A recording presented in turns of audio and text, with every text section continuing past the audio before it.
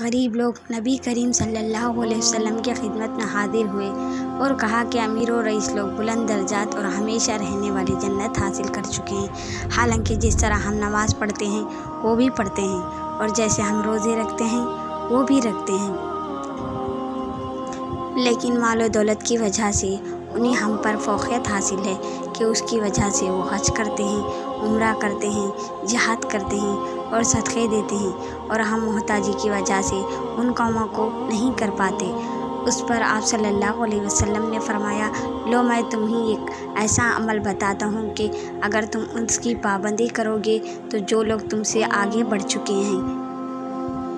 انہیں تم پالو گے اور تمہارے مرتبہ تک پھر کوئی نہیں پہنچ سکتا، اور تم سب سے اچھے ہو جاؤ گے سوائے اس کے جو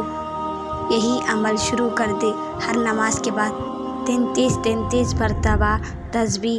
سبحان اللہ، تحمید، الحمدللہ، تکبیر، اللہ اکبر کہا کرو۔